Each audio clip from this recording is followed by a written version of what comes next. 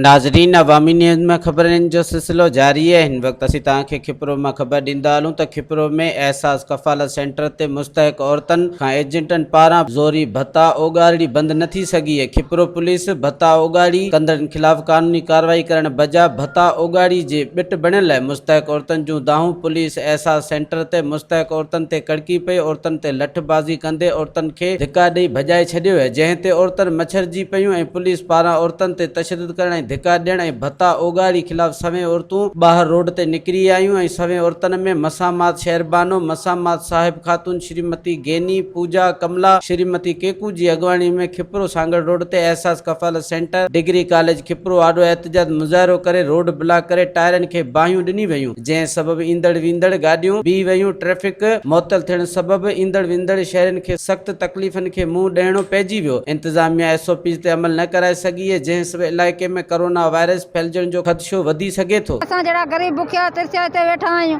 ऐं 5 ॾींहं थिया वेठा आहियूं। रिश्तेदार आहियूं, उहो अॻिते वञनि, असीं त हिते वेठा आहियूं। 500 वठनि, किथे 1000 वठनि, किथे वठनि। छा था चवनि, पैसा ॾे, रिश्वत ॾे तो पोइ ॾियां पैसा 2-2000। पैसा दर त बीठा आहिनि, जेके पैसा ॾिया कटिनि था उन्हनि खे छॾीनि पिया, शुपारो तारनि खे ॿियनि खे कोन था छॾनि।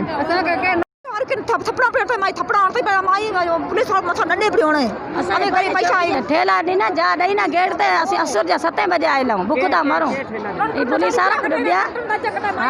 मज़ीद खबरों और तफसीलात के लिए विजिट करें हमारी वेबसाइट www.awamiNewsHD.com।